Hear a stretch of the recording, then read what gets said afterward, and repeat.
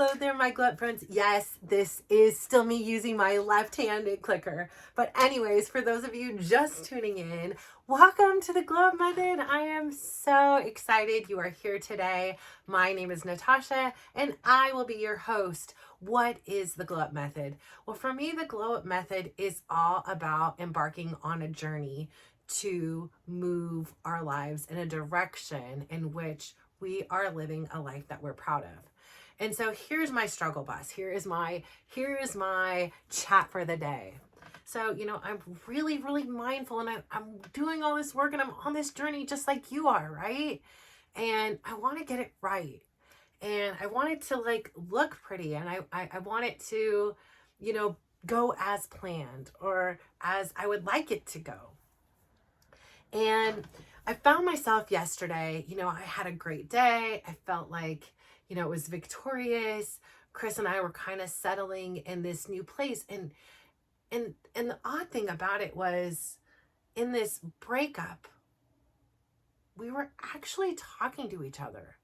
Like, I was able to hear him, and I thought that he could hear me. And it felt like, when I was talking about the other day, how perspective, when you're so zoomed in, you don't always have a clear view of the big picture. And so I found myself feeling really conflicted.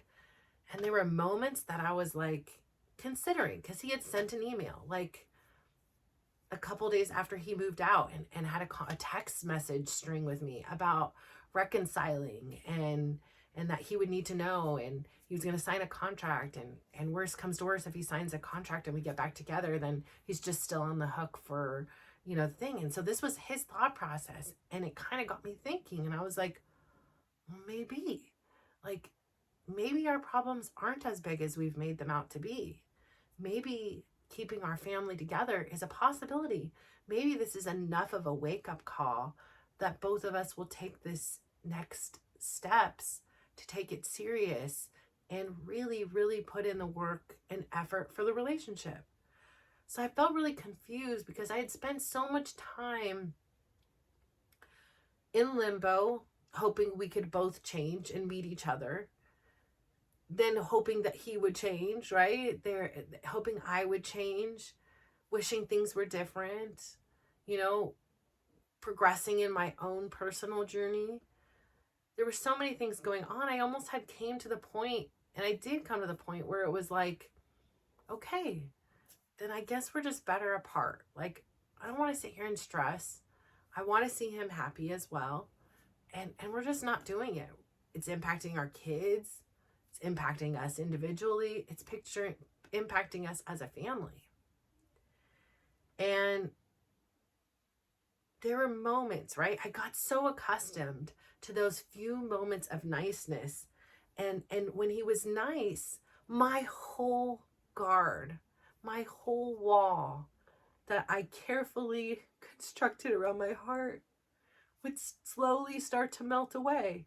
And it was scary, because so many times did I allow this wall to melt away, to just be hurt again. And then I had to build this wall bigger and stronger and harder. And I would explain to him, here's why I am the way I am.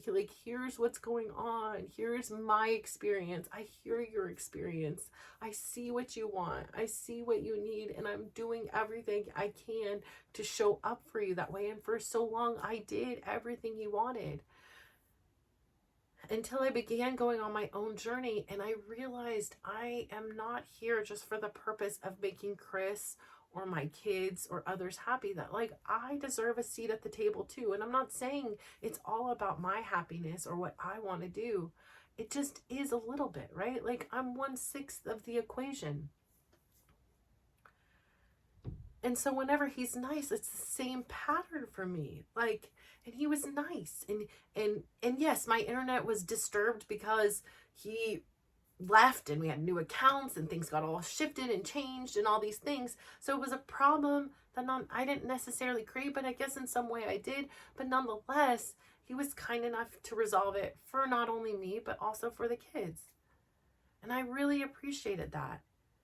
And there were things that, like, when he was here that I didn't understand. Like, when he left, he didn't even talk to his kids. And when he left, he didn't even say goodbye. Like, when he was here fixing the internet, it was like he just quickly rushed out. But, you know, my mind always, it doesn't always seem like that, but it's looking for a good reason. It's looking for, like, oh, that makes sense. Like, and I tell myself this story, maybe it's just too hard for him to be here. And it's just like, he's just got to get out and he's got to go because it's just too painful, right? So that story, I can sympathize with Chris. I can be like, wow, I can't imagine. And then my brain starts spiraling because all I have ever done since the day I met him until even still this very day is worry about Chris. It's been worry if he's going to live or die, worry that he's happy, worry that he's sad, worry that he's mad, worry about everything for him. And I know 1000% without question from her perspective that those worries didn't happen. I believe that he is unaware of that. And it's not his fault. It isn't. It is my choice. These were my choices to worry and take on those things, you know? And then he gets me, and I feel so manipulated now. Like, even still to this day, or, you know, like throughout these times when we've been talking and coming to, like, hey, we're like friends. Like, why weren't we like friends like this before? And we're having conversations, and I'm feeling conflicted, right? My daughter is adamant that I'm being so naive to fall for this again. And then, you know, I have this again, this part that just wants it to work so much that I don't always see everything. I don't always see, I guess, the reality that's in front of me. And I believe what he's saying, right?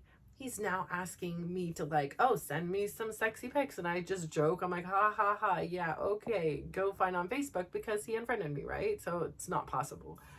And, you know, just saying things. Oh, invited me over to his place multiple times. Why don't you come over? You can come over, you know, like, here's my couch, you know, like we could even sit on opposite sides or whatever it is. And, like, I found myself wanting to. And that was really confusing. And I don't know why. Was it because he was being nice to me? And then he still continues. And of course, that part of me where I'm still alive for now. And so we're talking, we're texting, and then suddenly the texts stop. They're just done. And now again, I find myself in that position. I heard a story where a dear family that I adore in town, the husband had a heart attack. I was talking about this yesterday. Today, he's in my prayers. He is still probably in recovery as of right now. So I worry. So there's this part of me that starts thinking, because he tells me a couple days ago, like, well, if I die, if I had a heart attack, and ironically, this is what he says to me: if I have a stroke, if something happens to me, no one will know. I'll just be here alone. And so now I'm imagining, and I had, you know, a friend tell me something that was very vulnerable, and it was kind of in this frame things. And so I'm now starting to panic. I'm starting to have anxiety, and I'm like, are you okay? Like, we were just texting, and now you're ghosting me. Are you okay? Like, is everything okay? Like, we had a friend, something happened to him. No answer, no answer, no answer for hours and hours. And I'm worrying, and my stomach feels bad. It feels sick. And I know my intuition is telling me. My intuition is telling me what is happening. But I don't want to believe it. I don't want to believe what my intuition and my spirit knows. And so eventually at 11 o'clock, I get a message, and he says, you're not my worry. I'm not your worry anymore. And I said, okay, you know, just, you've been my worry for 25 years. You've been my worry. And I know you're telling me to not worry, but it doesn't mean we just shut it off. And then he goes on to say, you know, I still love everybody in that house as much as I love them the day I left, and all this stuff. And it confuses me. Am I one of the everyone? Am I not one of the everyone? Is it just the kids?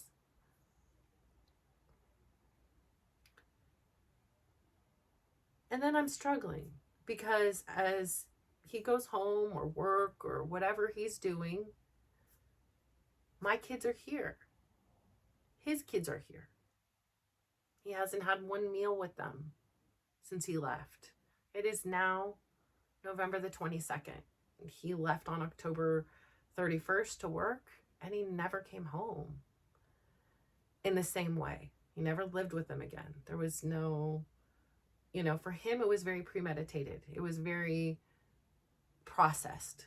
But for the rest of us, like I said, no matter if we say we were separated or not, like there were no paperwork. There were promises that he was going to stay until Tyler graduated. That's a year and a half away. I thought there was time. I did. I believed him. And I get it. I understand. If you're not happy someplace, don't stay. But there's also a way in which we can handle things. And again, it's not my pretty little bow and the way I'd want it. There's discretions. If you're going to have a relationship with another female, there is a time and a place to tell your kids, not just drop a napalm bomb in their life and then leave. And so I couldn't sleep last night. I was literally up till 5:30 in the morning. And I was just writing and I was writing and I was like, please, I ended up not sending anything I wrote, thankfully. But I was like, please, Chris, don't be like your dad. He left and he didn't turn back. And think about all those feelings that you've had to carry with you, all that pain. Please don't impart that on your kids. Like there isn't communication with them. And even so, he's like, I'll send a text. And he's like, I told them they can come over whenever they want. I'm here. They don't call. They don't answer. They don't do anything. The ball's in their court. No, they're kids. Even the adults are kids. And so I start to feel like maybe I do want to go see a movie with him. Maybe I do. Maybe like that would be fun. Maybe we can just talk and have a cordial relationship. And so we have a conversation today. I said, hey, do you have time to talk? And we played phone tag back and forth. I had asked, I told him I needed to tell him something important about our kid. And kids, one in particular, but kids in plural. And we get through the first parts, we get through this part, this thing, that thing, this thing. And I said, I really just want to read to you what I wrote last night. And I asked him, I said, how do you think it feels to them? And he says he doesn't think about it. And then he admits the reason why he didn't answer last night or respond was because he was out with the other woman. And I don't know, is something about it just infuriated me. Like I am angry today. I am really angry. And I'm one of those people who wants to come in here and be a smiler, right? Now I've embraced the crying version of me, right? But I'm angry. I'm really, really mad. And again, I'm not dismissing what Chris did. Oh, there's anger for him too. But I'm really mad at her because as a mom, as a yoga instructor, a acclaimed yogini, that her ethical moral compass is so skewed that, Chris has been adamant that every interaction they've had has been instigated and initiated by her from the beginning. When she knew he was a married man, when she knew he was living at home with his wife and 4 kids, when she knew as a 40-something-year-old woman the impact of posting publicly while your dad is still living in the house to children, like where his children can see. And I just find it so infuriating that someone could be so selfless, that her posting on a Facebook platform, which she has very few friends, was so important to her to get that attention and validation that she was willing to harm his kids and yet claim to want to be with this person. And I get it. Maybe she just didn't think about it, but she's a mom. She has kids of her own. And every one of their texts that he says starts off with, he dumped me again. So he's clearly just a rebound. So he's being, and if it was like a genuine thing, then I would feel better about the situation. Like, okay, great. But this woman is just using him and in the process harming my kids and myself. And I know he is too. Believe me, he is not getting a free pass on this. But as a woman who comes on here and wants to share and be vulnerable and help other people, in particular women, I just don't get it. And it's not mine to get, right? It's not my thing to do. But I feel so stupid. I feel so stupid that last night I sat there for hours worrying about Chris, even though my intuition and gut was like, he's with her. Otherwise, he would have simply just responded.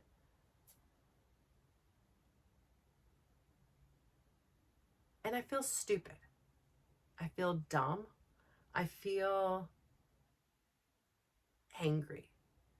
Because as each conversation now continues, the longevity of the betrayal, the longevity of the deception, the lack of just giving me a heads up is so much vaster than I even knew. I mean, he went in and I hadn't refiled for my fictitious business name for the business, and he went in and claimed it and took it. And that's fine. I mean, that was his right. I said I was going to give him the business. But even when I've talked about I'm giving you the business, he's never once told me that. He's never once said, oh, hey, I want to let you know. Because I said, you're going to have to get a fictitious business name. But he mum's the word. He never said, I already got that a month ago. And so I just feel like there's parts of me, and yes, he is helping with the internet and the cable and the modem and the tech support stuff. That I definitely appreciate. But I too am doing things to help him. And what I'm realizing here is I know a lot of times I don't want to lean into my anger. Like, it doesn't feel good to be angry, right? Like it's anger, right? Like there's that movie Inside Out, and it's just and as I feel like I needed to go to the gym today because I was like, I really wish there was a kickboxing class tonight because I wouldn't even dance. There is nothing about me right now that is graceful. There is everything in me. Like, I want to just get this emotion out of me. But every emotion has a purpose. It has a signal. It is telling me. It is not just telling me, it is screaming at me that something is wrong. And I can't blame Chris. Chris is Chrisin. Every single thing he's doing aligns with who he is. But the things that I'm doing, I'm in question. Because in a way, the wool was pulled out from underneath me, right? The rug or whatever it's called. It might happen one day thing, but there was no notification. There was no notice. And there's so many dynamics, kids, bills. There's so many, my own emotions. And for the first time for a major thing, I'm not trying to shove it down and pretend it's not happening and eat it away and just, lash out at people or just smile and pretend nothing is happening. Everything is fine. Everything's fine here. Nobody look. I'm really, really, really doing my best to move through all these different stages of a grief, because 25 years with somebody, that is a grief. So today, at the end of the conversation, it went very sideways. There was a lot of him screaming and a lot of hanging up on the phone, and that was it. And I was just like, you know what? It was almost like what I needed. It was like, no. Natasha, as of today, it's really done. I know for the last 23 days, there's a part of me that's gone through the process, but has very much been so in denial. So much so I couldn't even record in the beginning. And I really, really wanted to believe that it was possible to maintain this relationship and it be this fantasy that I wanted, and we could just do the work. I mean, there's so many other couples that get through things like this. Why couldn't we? I mean, Beyonce and Jay-Z are still together. Like,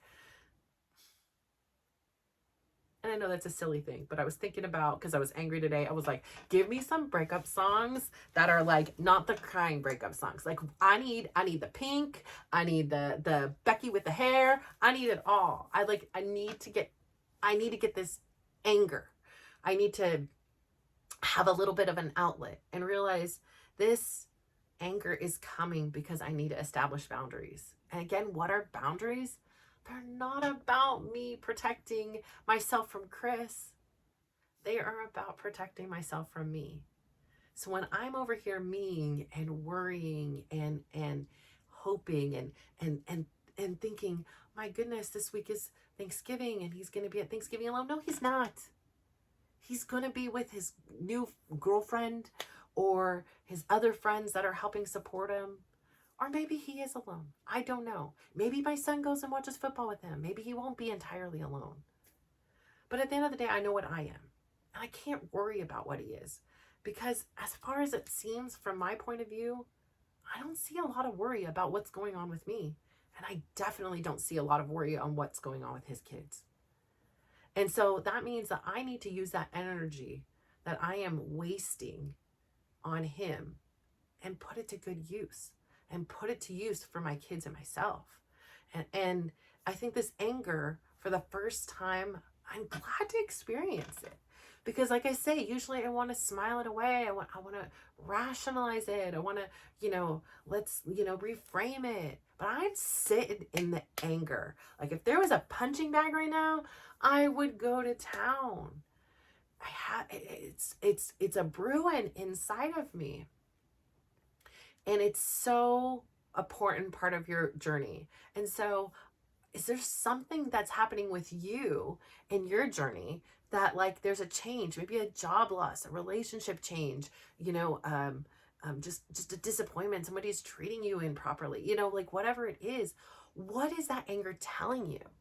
And, I'm using that today to remind me, what is that anger telling me? And that anger is telling me it's time to refocus my energy. That anger is telling me it's okay to be angry. And maybe tomorrow I also wake up angry. And I'm angry that that lady gets to go to sleep and have no idea the impact she has made on her kids. On her kids. Probably her kids. That's her problem. My kids. And I'm angry that Chris gets to go to sleep and go out and go to fancy restaurants and go do these things as I'm cooking dinner for my kids. But really, why am I angry? I can go off and do those things and I choose not. My choice is to be with those kids. My choice has always been to be with those kids. My choice will always be my kids. And I'm winning. And it's not about winning or losing, but that's everything I really need and want. And at this stage of my life, it is so important that they are okay. And I know for Chris, it is so important for him to be okay. And he's going to handle that. He gave me permission yesterday to no longer worry about it. And as of today is day one. No more one day I'm not going to worry about Chris. Today is day one. We went to the bank to officially uncouple there because after the heated discussion, I was like, nah, this lady is pissed. And we is getting him off our stuff. Anything I can delete him from, you're gone. So I said, can we go to the bank? When can we go to the bank? He said, I said, anytime. I said, let's go now. I would like to delete you off of those accounts. And we had to sit in there and it was hours. And because we went in there heated, I am so sorry, bank people in there. But on the same side, on the compliment, they were like, wow, you're like, they looked at my ID, they were like, you're hot. Like, I was like, well, thank you, and he had to sit there and listen to that, right? Like, and I know we got a little bit really oversharey in there, and those poor people are probably like, can this computer system go any faster? Because it was taking so long, because it's a business account and he's on the signer and how to get him off of it. It was a very long thing. There was a debate because he now is aware that I am keeping my last name, that I have been longer Natasha Russo than I have been my maiden name, and I like my name. I like my last name. Three of my kids are males and most likely will not change theirs. And my daughter is a big question mark if she's going to change hers. So I said to him, I don't know if I'm ever going to remarry. And yes, I'm keeping my last name. So he was not pleased about that. And, sitting there, we went back and forth and, admittedly, I wasn't very evolved. I definitely was using some right hands. I was appreciative when I just shut my mouth because I was so angry, about, hearing that I had sat here worrying and he was just out with his little girlfriend because her latest boyfriend just dumped her. And so do you want to go out and have dinner with me so she can get her validation?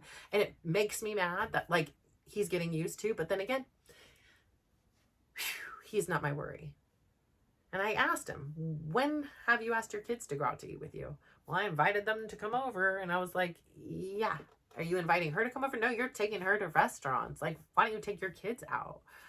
Anyways, come see, come saw. What about me? What can I control? Can I control what he does? No. But so my kids know I'm here. I know I'm here. I know how I'm showing up. And if he chooses not to show up, just as his dad chose not to show up on him, and his dad decided to remarry somebody else and take those kids on as his own, Chris can follow the legacy. Or he can break the generational curse. It's up to him.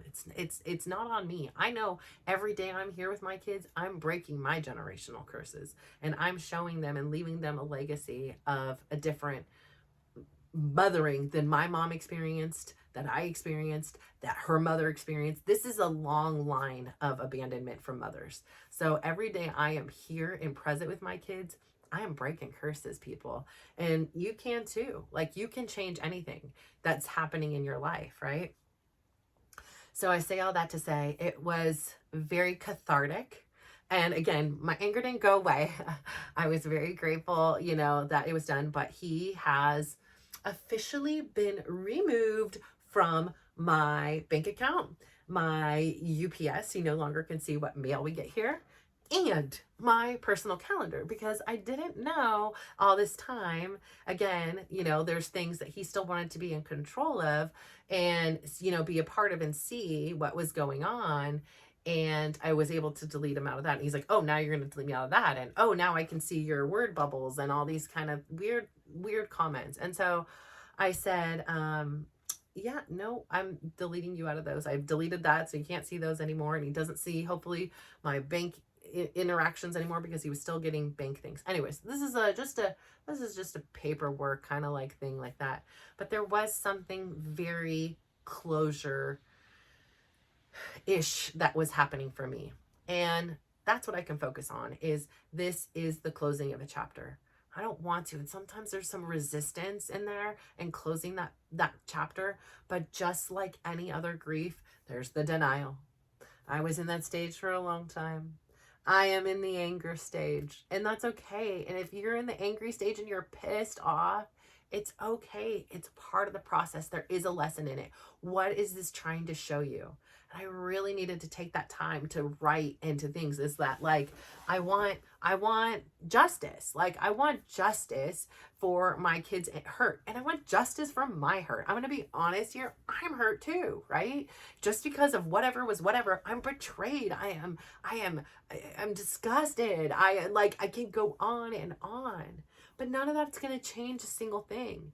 If I'm sitting here and I'm just focusing on all these angry things, and I'm focusing on all this crap that I did or didn't have a part of, I cannot move forward. I am going to sit here stuck. And what is the Globe Method all about? It's about moving forward. It is about showing up better. It is about honoring who you are in each and particular day. So today I'm angry. I'm an angry girl, and you're getting off my bank accounts as a result. And I am going to make sure if we're doing this, if this is official, it's on. It's game on.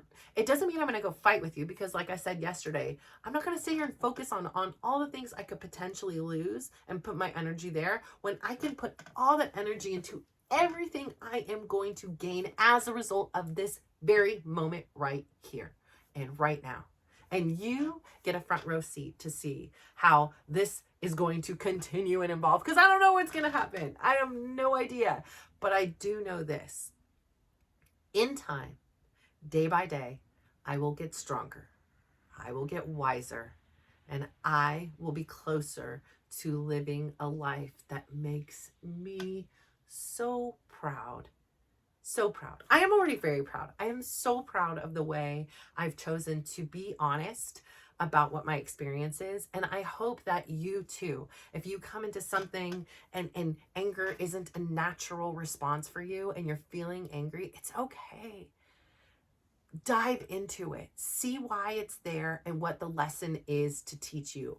And so I'm so grateful for you being a part of my community. Honestly, like I came in and sat down and my anger was at a 14, and it's at a solid 4 right now. So like just even having a place and a space to vent to. So if you have somebody you can talk to, if you want to chat in the community, if you want to send a private DM, please know that we are all here to support you. You are loved, you are adored, and I'm so proud of you. We are all proud of you. And so keep going out there, even in spite of whatever you're feeling. If it's anger, if it's sadness, it doesn't have the power to take your joy unless you let it. So I'm not going to let this take my joy. I can still feel anger and I can still feel joy. I could still go out there. I can give somebody a big smile and I can give them a compliment and I can watch how they glow up.